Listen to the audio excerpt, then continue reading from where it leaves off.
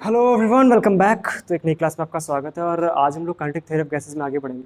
Last class में हम लोगों ने जो डिग्रीज ऑफ फ्रीडम है उनको इंट्रोड्यूस किया था, किस तरह से हम लोग मोनोटॉमिक, डायटॉमिक और ट्राइटॉमिक के लिए डिग्रीज ऑफ फ्रीडम को इंट्रोड्यूस करते हैं। जिस तरह से देखा था कि लो टेम्परेचर्स और हाई टेम्परेचर पे डिग्रीज ऑफ फ्रीडम जो है वो वैरी करती हैं, किस तरह से वाइब्रेशनल डिग्रीज ऑफ फ्रीडम का एडिशन हो जाता है। आज उसी में आगे बढ़ेंगे।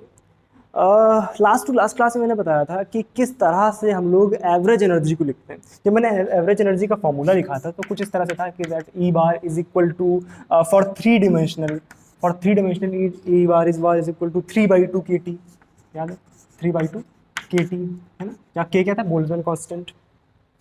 अब 3 डायमेंशन के लिए ये लिखा था। 1 डायमेंशन के लिए क्या आया था, जब मैंने बोला था कि इक्विपार्टीशन ऑफ एनर्जी होता है, हर डायमेंशन में जो होती है हाफ kT एनर्जी बढ़ जाती है, तो 1D में क्या आया था, ई बार वॉज 1/2 kBT।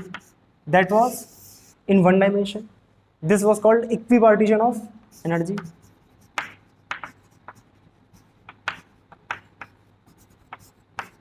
याद है, equipartition of energy.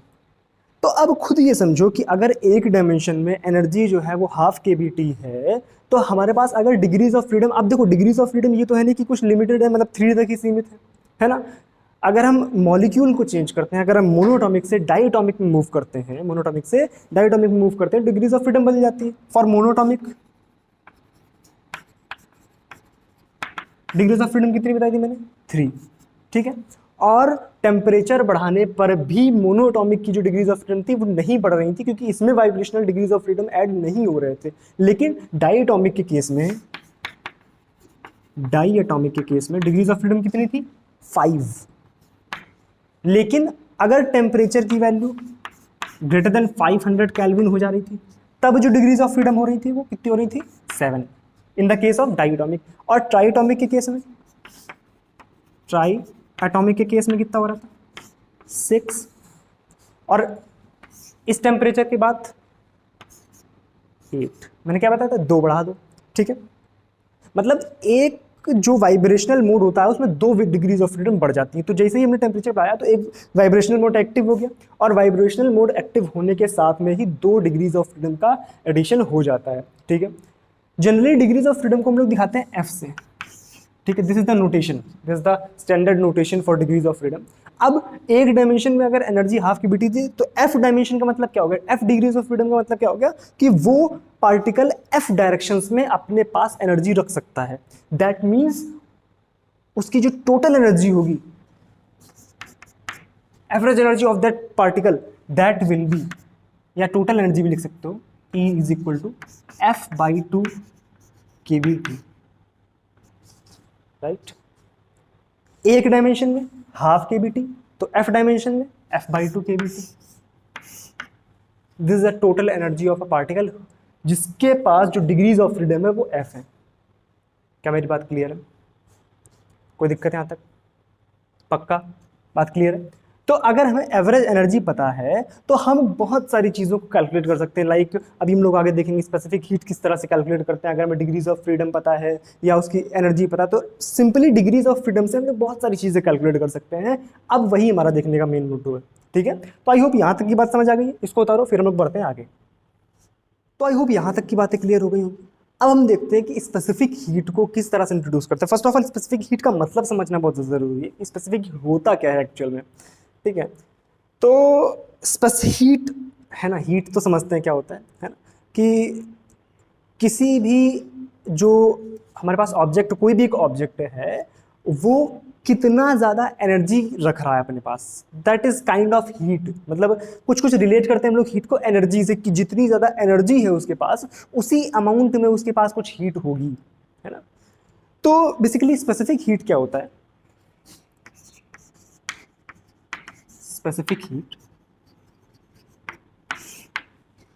Specific heat is basically the amount of heat.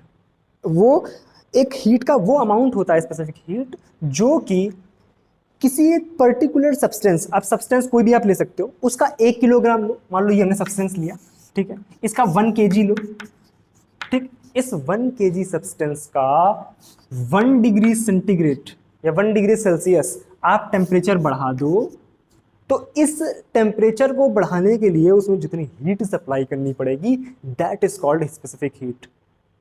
ठीक है, नॉर्मली जैसे स्पेसिफिक हीट कैपेसिटी भी इसको बोल देते हैं। ठीक है, स्पेसिफिक हीट कैपेसिटी।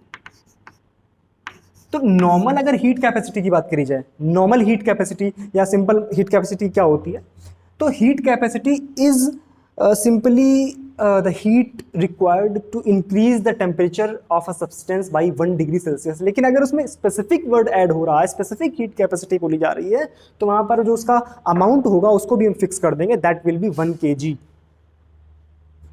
ठीक है, तो 1 kg अमाउंट की जो हीट है, जो 1 kg अमाउंट का जो सब्सटेंस है, उसकी जो टेम्परेचर है उसका अगर 1 डिग्री सेल्सियस हमें बढ़ाना है, तो उसके लिए जो हीट रिक्वायर्ड होती है that is called specific heat capacity. ठीक है, ओके।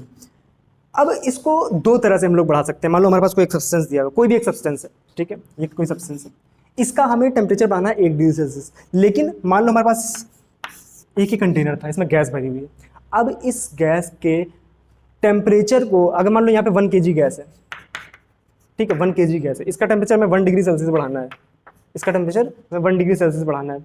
तो अब करेंगे क्या कि डिपेंड करता है कि हम लोग किस तरह से इसका टेम्परेचर बढ़ा रहे हैं। फर्स्ट ऑफ ऑल दो तरीके हो सकते हैं। पहला तरीका ये हो सकता है, इसका वॉल्यूम को हम कांस्टेंट रखें। क्या करें, वॉल्यूम को हम कांस्टेंट रखें और इसका टेम्परेचर 1 डिग्री सेल्सियस बढ़ा दें। ठीक है, याद रखना इसका जो अमाउंट है दैट इज 1 kg। ठीक है, दूसरा तरीका क्या हो सकता है कि हम लोग इसके प्रेशर को कांस्टेंट रखें, प्रेशर को कांस्टेंट रखें और इसका टेम्परेचर 1 डिग्री सेल्सियस बढ़ा दें। ठीक है, तो इन दोनों तरीकों में अब जब वॉल्यूम को कांस्टेंट रख के हम लोग टेम्परेचर को 1 डिग्री सेल्सियस बढ़ाते हैं, तो उस केस में जो हम लोग स्पेसिफिक हीट होती है उसको बोलते हैं specific heat at constant volume CV से। और जब हम लोग प्रेशर को कांस्टेंट रखते हैं उस टाइम पे जब हम लोग टेम्परेचर को 1 डिग्री सेल्सियस बढ़ाते हैं, तो उस केस में जो स्पेसिफिक हीट कैपेसिटी होती है that is called specific heat capacity at constant pressure, उसको हम लोग CP से दिखाते हैं। क्या मेरी बात क्लियर है? ठीक है, तो this is specific heat capacity at constant volume and this is specific heat capacity at constant pressure. कोई दिक्कत? ठीक है, तो हमने क्या देखा कि स्पेसिफिक हीट कैपेसिटी को किस तरह से डिफाइन करते हैं। सिंपल, हमारे पास 1 kg ऑफ सब्सटेंस होगा, कोई भी गैस हो सकती है।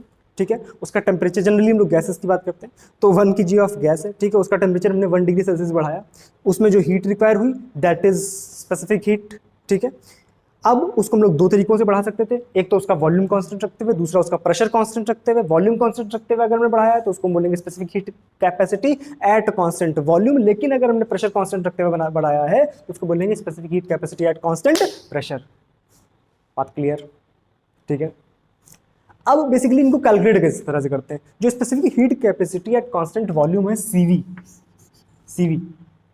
इसको किस तरह से कैलकुलेट करते हैं? इसका सिंपल फॉर्मूला होता है बेसिकली कितना अमाउंट ऑफ हीट हमें देना पड़ रहा है, सॉरी कितना अमाउंट ऑफ एनर्जी हमें देना पड़ रहा है, उसके 1 डिग्री टेम्परेचर को, यानी सिंपल यूनिट टेम्परेचर को बढ़ाने के लिए, यूनिट टेम्परेचर आप डेल्टा T को 1 करोगे, डेल्टा T को 1 डिग्री सेल्सियस करोगे, इसको बढ़ाने के लिए जितना अमाउंट ऑफ हीट हमें देना पड़ रहा है that is called specific heat capacity. अब अगर ये कांस्टेंट वॉल्यूम पे है तो हमने लगा दिया कांस्टेंट वॉल्यूम, और अगर ये कांस्टेंट प्रेशर पे होता तो क्या लिखते थे, CP is equal to del U by del T at constant pressure.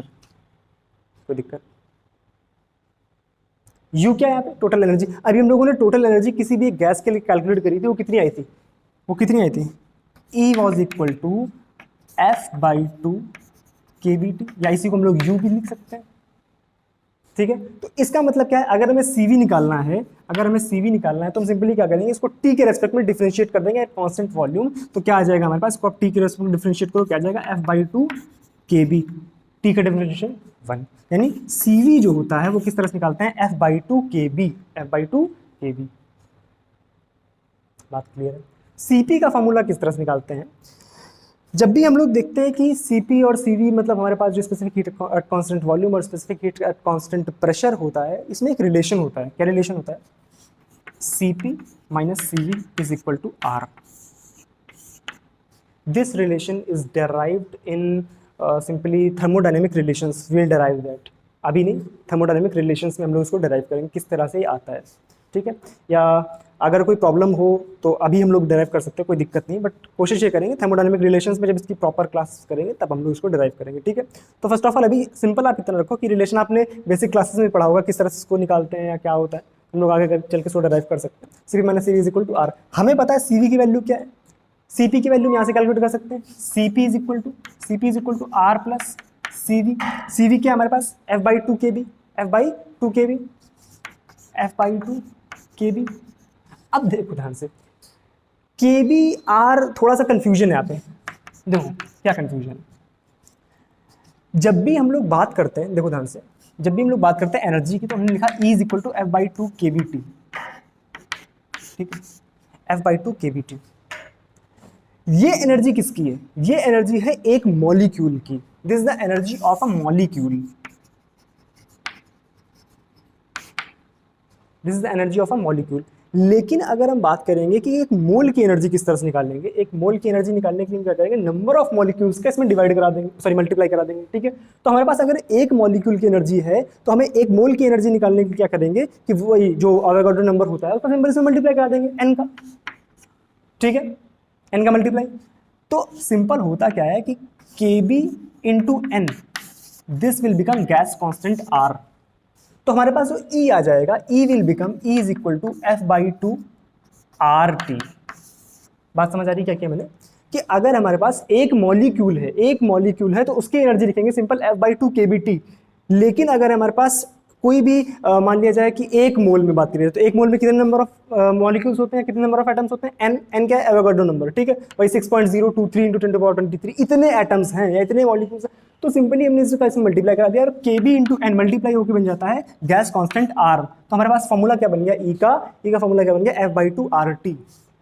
तो अगर हम एन मोल्स की बात कर रहे हैं तो सिंपली सीवी की बात क्या कर देंगे, या सिंपल हम बात करें कि अगर 1 मोल की बात कर रहे हैं तो सीवी की वैल्यू क्या हो जाएगी, या इसको बना देंगे, दिस इज फॉर 1 मॉलिक्यूल, ठीक है। और अगर हम 1 मोल की बात करें फॉर 1 मोल, तो CV is equal to F by two R, ठीक है। ध्यान रखना इन चीज़ों को, कंफ्यूज मत होना कि कहाँ पर हमें R रखना है। जहाँ पर भी 1 मोल की बात करी जाए वहाँ पर हमें रख देना है R, और जहाँ पर सिंपली बात करी जाए 1 मॉलिक्यूल की वहाँ पर रख देना है हमें KB। क्या मेरी बात क्लियर है, कोई डाउट? अगर कोई डाउट है तो नीचे कमेंट सेक्शन में लिख सकते हो फटाक से, ठीक है, कि KB R रिलेशन समझ आ गया। रिलेशन क्या है इन दोनों में, KB इंटू एन, सिंपली इसको लिख लेना, KB into N is equal to R, this is simple relation in this. कोई दिक्कत, बात समझ आ रही है? अच्छा ओके, तो हमने क्या देख लिया था कि Cp minus CV is equal to R। तो अगर यहाँ पर R लिख रहे हैं इसका मतलब क्या है, ये जो रिलेशन लिखा जाता है this is for 1 mole, this is for 1 मोल। अगर ये 1 मोल की रिलेशन है तो यहाँ पर CV की वैल्यू क्या लिखेंगे हम लोग, एफ बाई टू KB की जगह कर देंगे R, F by two KB की जगह क्या कर देंगे R। तो हमारे पास CV is equal to CP is equal to क्या बन गया, F by two R plus R, यहाँ पे R कॉमन है, निकाल लो क्या आ जाएगा, थोड़ी सी जगह बना लेता हूँ,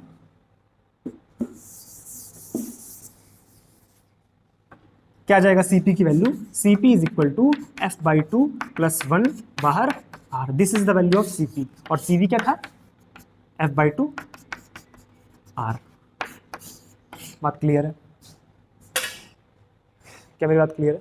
Cp is equal to F by two plus 1 R और CV की वैल्यू एफ बाई टू R। ये दोनों होते हैं specific heat at constant volume and specific heat at constant pressure के फॉर्मूले, ठीक है। अब इसी में जो इनका रेशियो होता है वो भी बहुत इंपॉर्टेंट होता है, इसका भी एक पर्टिकुलर सिंबल होता है, इसको हम दिखाते हैं गामा से। स्पेसिफिक हीट रेशियो क्या होता है, ये specific heat ratio Cp by CV, ठीक है, Cp बाई CV। अच्छा भाई, Cp बाई CV,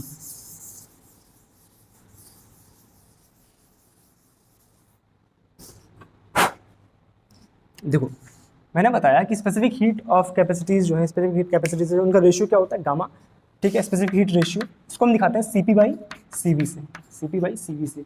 बेसिकली ये क्यों दिखा रहे हैं हम लोग, जनरली किसी भी पर्टिकुलर गैस को रिप्रेजेंट करने के लिए, किसी भी पर्टिकुलर गैस है, मान लो हमें गामा दे दिया गया, तो उस गामा से हमें आइडिया लगाना होता है कि हमें किस गैस के बारे में बात करी जा रही है हमसे। मतलब हमें सिंपल क्वेश्चन दिया होगा, क्वेश्चन में गामा की वैल्यू दी होगी और उस गामा की वैल्यू से हमें जज करके पता लगाना होगा कि किस गैस की यहाँ पर बात करी जा रही है। तो गामा सिंपल हमें दिया होगा, ठीक है।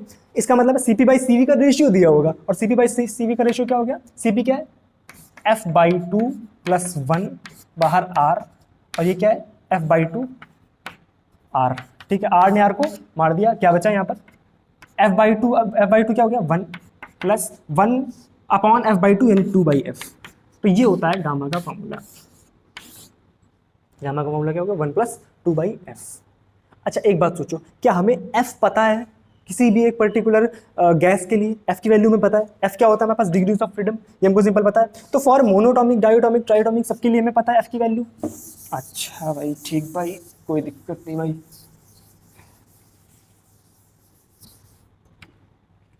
ठीक है, मोनोटॉमिक के लिए क्या था, मोनोटॉमिक के लिए गामा की वैल्यू 3, सॉरी एफ की वैल्यू कितनी 3, इसके लिए मोनोटॉमिक के लिए, मोनो एटॉमिक के लिए। अब मोनोटॉमिक के लिए हमें एफ की वैल्यू पता है 3 है, तो हम क्या कर सकते हैं गामा की वैल्यू निकाल सकते हैं। गामा की वैल्यू क्या है 1 + 2/f, 1 + 2/f, एफ की वैल्यू कितनी 3, तो 1 + 2/3 यानी 5/3, यानी क्या आ जाएगा 1.67, ये आ गया। जनरली आपको क्वेश्चंस में से दिया होगा गामा की वैल्यू 1.67 है। अब आप उससे डायरेक्टली ये आइडिया लगा सकते हो कि किस गैस की बात करी जा रही है वहां पर। अगर वहां से बोल दिया गया गामा की वैल्यू 1.67, अच्छा तुरंत दिमाग में आया ओ हो, इसका मतलब क्या है, ये हमारी मोनोटॉमिक गैस है। अब फॉर डायटोमिक F = 5, इसके लिए डायटोमिक के लिए, डायटोमिक के लिए F की वैल्यू 5, तो गामा कितना आ जाएगा, गामा आ जाएगा 1 + 2/5 यानी आ गया 1 + 0.4 यानी 1.40। This is for diatomic. यानी हमें जिस जैसे ही क्वेश्चन में दिखेगा 1.50 सॉरी 1.40, हम तुरंत समझ जाएंगे कि यहाँ पर जो बात करी जा रही है वो डायटोमिक गैस की बात करी जा रही है। अगर एफ की वैल्यू दी गई हमें 6, किसके लिए, ट्राइटोमिक के लिए। अब बहुत जगह ऐसा होगा आपको सिंपल गैस दी जाएगी, आपको गामा की जरूरत पड़ेगी, तो हम लोग सिंपल ऐसे कर लेंगे, ठीक है। तो गामा की वैल्यू कितनी आ गई 1 + 2/6 यानी आ गया 8/6 यानी कितना आ गया 1.263 1.34। तो क्या मोनोटॉमिक, डायटोमिक और ट्राइटोमिक के लिए गामा की वैल्यू समझ आ गई है, किस तरह से कैलकुलेट करेंगे 1.67 1.40 1.34, ठीक है। तो इस तरह से हम लोग Cp यानी कि specific heat at constant pressure, Cv यानी specific heat at constant volume, किस तरह से स्पेसिफिक हीट को डिफाइन करते हैं, किस तरह से उनके फॉर्मूले डिराइव करते हैं, किस तरह से Cp और Cv में रिलेशन लिखते हैं, किस तरह से हम लोग गामा निकालते हैं, और एक पर्टिकुलर गैस के लिए हम लोग गामा लिख सकते हैं, और अगर हमें पता है गामा क्या है तो उस पर्टिकुलर गैस को निकाल करके हम लोग बाकी चीज उसमें कर सकते हैं, ठीक है।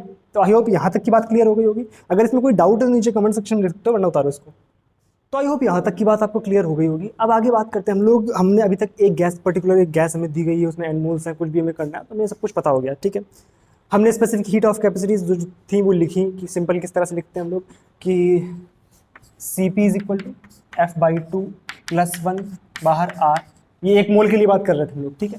Cv = F/2 R, ठीक है, ये एक मोल की बात थी। मान लो अगर हमें किसी एक पर्टिकुलर गैस के n मोल्स दिए गए, तो हम क्या करेंगे सिंपल फॉर n मोल्स हम लोग सिंपल क्या करेंगे n का मल्टीप्लाई करा देंगे, यानी Cp क्या आ जाएगा हमारे पास F/2 + 1 nR, ठीक है, और Cv क्या आ जाएगा F/2 nR, ठीक है। बाकी रेशियो में तो n कट जाएगा, ठीक है, काम खत्म हो जाएगा उसका। अच्छा भाई ओके। अब मान ले हमें दिया गया है कि एक हमारे पास गैस थी N1 जिसमें मोल्स थे, कुछ दूसरी गैस थी, ठीक है, मान लो हाइड्रोजन गैस थी। दूसरी एक गैस थी जिसमें N2 मोल्स थे, मान लो उसमें वो आपकी कोई भी हीलियम गैस थी, ठीक है। अब आपको बोल दिया गया कि बताओ, उसको हमने मिक्स कर दिया है, ठीक है। अब अगर हमने दोनों गैस को, मान लो उसकी डिग्रीज, पहले वाली डिग्रीज ऑफ फ्रीडम कुछ अलग थी, वो मोनोटॉमिक था, दूसरा कुछ डायटोमिक था, ठीक है, दो अलग अलग डिग्रीज ऑफ फ्रीडम थी। अब दोनों को हमने मिक्स कर दिया है, और जब मिक्स कर दिया है तो बताओ उनका कंबाइंड जो डिग्रीज ऑफ फ्रीडम होगा वो क्या होगा, उनका जो कंबाइंड स्पेसिफिक हीट्स होंगी उसको किस तरह से कैलकुलेट करेंगे, उसका जो कंबाइंड गामा होगा वो क्या होगा। बात समझ आ रही है। तो अब क्या, फॉर कॉम्बिनेशन ऑफ गैसेस, क्या चीज, फॉर कॉम्बिनेशन ऑफ गैसेस,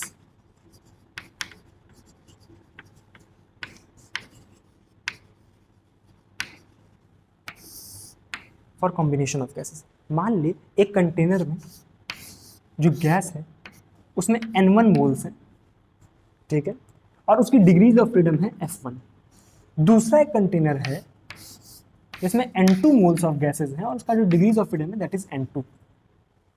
हमने क्या किया, इस गैस के कंटेनर को लिया, दूसरे वाले गैस में पलटा दिया। ठीक है, हमारे पास अब एक कंटेनर हो गया पूरा। इसमें जो नंबर ऑफ मोल्स है वो कितने हो जाएंगे, N1 प्लस N2, और जो डिग्रीज ऑफ फ्रीडम हो गई वो मिल मिला के हो गई मान लो F मिक्सचर। ठीक है भाई, वो थोड़ी हो जाएंगे F1 F2 कि मतलब इसकी मान लो 5 थी, इसकी 3 थी, तो कुल मिला के 8 हो गई, ऐसा तो नहीं होगा ना। कुछ F मिक्स हो जाएंगी, और कितनी होगी ये हमें देखना है। अच्छा, जब भी हमने दोनों गैसेस को मिक्स किया तो क्या क्वांटिटी है जो कि हम लोग एग्जामिन कर सकते हैं कि बराबर रहने वाली। मतलब क्या, यहाँ पे मान लो इसकी कुछ एनर्जी थी, यहाँ पे मान लो इसकी कुछ एनर्जी थी, इसकी एनर्जी मान लो हमने कुछ U1 मान ली और इसकी एनर्जी कुछ U2 मान ली। ठीक है, तो इस कंटेनर के पास जो टोटल एनर्जी होगी that will B U1 plus U2। ये तो बात समझ आती है, U1 प्लस U2।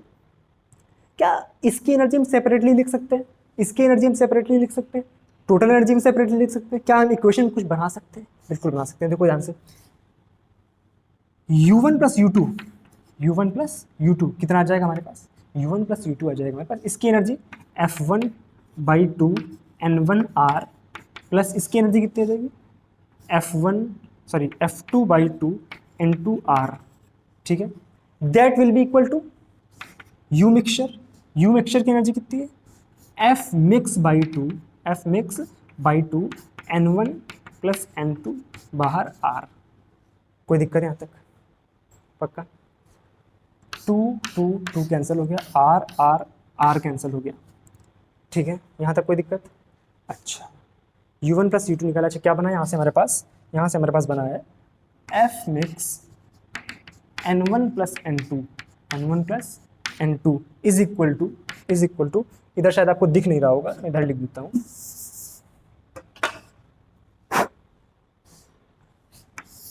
इधर देखना, इधर दिख रहा होगा।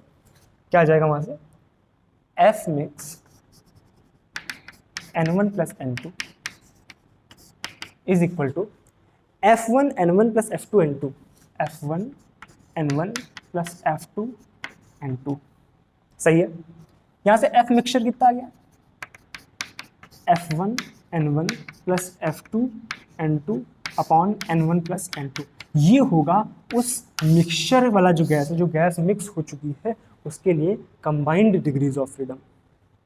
क्या मेरी बात क्लियर है? कि कंबाइंड डिग्रीज ऑफ फ्रीडम किस तरह से निकालते हैं, F1 N1 plus F2 N2 upon N1 plus N2। सही है, कोई दिक्कत? अच्छा, हम लोगों ने अभी एक रिलेशन देखा था। क्या रिलेशन देखा था कि gamma is equal to 1 plus 2/f, 1 plus 2/f। अच्छा, क्या यहाँ से हम लोग लिख सकते हैं gamma minus 1 is equal to 2/f, यानी f is equal to 2 upon gamma minus 1। Correct है, f is equal to gamma 2 upon gamma minus 1। सही है, क्या f1 को लिख सकते हैं हम लोग, F1 is equal to 2 upon gamma 1 plus minus 1। ठीक है, उस तरह से F2 को लिख सकते हैं गामा 2 अपॉन गामा 2 माइनस 1। तो इन दोनों वैल्यूज को, और F मिक्स को क्या लिख सकते हैं, 2 अपॉन गामा मिक्स माइनस 1। सही है ना? अच्छा, तो उसको उठा के यहाँ पर रखो, क्या आ जाएगा, F मिक्स की जगह पर क्या रख देंगे हम लोग, gamma mixture -1, sorry 2 upon gamma mixture -1, और N1 प्लस N2 को इधर ही भेज दो, N1 प्लस N2। सही है, is equal to F1 N1 का मतलब क्या होगा, 2 upon gamma 1 minus 1 into N1 plus 2 upon gamma 2 minus 1 into N2। 2 मर गया, क्या बचा यहाँ पर? यहाँ पर बचा आपके पास N1 plus N2 upon gamma mix -1। ठीक है, is equal to N1 upon gamma 1 minus 1 plus N2 upon gamma 2 minus 1। Correct है, ओके। अब यहाँ पर हम बनाने का प्रयास कर रहे हैं CP या CV। ठीक है, ओके। CP का फॉर्मूला क्या था हमारे पास, CP का फॉर्मूला था सिंपली ये। अच्छा, F की जगह पर अगर हम यहाँ पर रख दें, इस जगह पर F की जगह पर हम रख दें 2 अपॉन गामा -1, तो क्या आ जाएगा, 2 से 2 मर जाएगा, बचेगा क्या, R अपॉन गामा -1। ठीक है, तो इसका मतलब हमें आर लाना पड़ेगा, या सिंपल N1 है तो यहाँ पर आप N रख सकते हो, ठीक है। तो क्या आ जाएगा यहाँ पर, सिंपली रख दो, आर का मल्टीप्लाई करा दो, ठीक है। आर का अगर हम मल्टीप्लाई करा देंगे क्या आ जाएगा यहाँ से, दिस विल बिकम, ध्यान से देखना क्या बन जाएगा, ये वाला तो बन जाएगा हमारे पास CV1, करेक्ट है, और ये बन जाएगा CV2, ओके। और कुछ तो कंफ्यूजन हो रहा है यहाँ पे, कुछ गड़बड़ है कैलकुलेशन में, चेक करो एक बार। ये हो गया CV1, ये हो गया CV2, N1,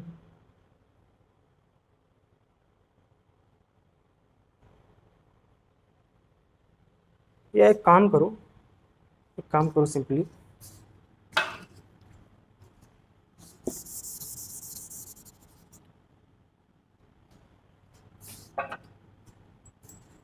सिंपल यहाँ पे हम लोग N1 N2 को कंसीडर नहीं करते हैं। क्यों नहीं करते हैं, उसका रीजन बताता हूँ अभी। R अपॉन गामा माइनस 1 को लिखो CV1, ठीक है, 1 मोल की गैस, ठीक है। अब देखो ज़रूरी थोड़ी है कि हम लोग इकट्ठे दोनों के समेशन को भी बराबर लिख सकते हैं, ठीक है ना। इस पूरे को हम लोग CV मिक्स लिख सकते हैं, जरूरी थोड़ी CV मिक्स का फॉर्मूला यही है। तो हम लोग 1 मोल, जो भी पहली गैस का 1 मोल है और दूसरी गैस का 1 मोल है, उसके लिए स्पेसिफिक हीट लिखते हैं और जितने नंबर ऑफ मोल्स हैं उसका मल्टीप्लाई करा देते हैं, ठीक है। CV1 N1 plus CV2 N2, और इधर क्या आ जाएगा, CV मिक्सचर और N1 प्लस N2। क्या मेरी बात क्लियर है यहाँ तक? तो यानी यहाँ से CV क्या आ गया, CV मिक्सचर क्या आ गया, यहाँ से CV मिक्सचर आ गया N1 CV1 plus N2 CV2 upon N1 plus N2, correct है, आ गया।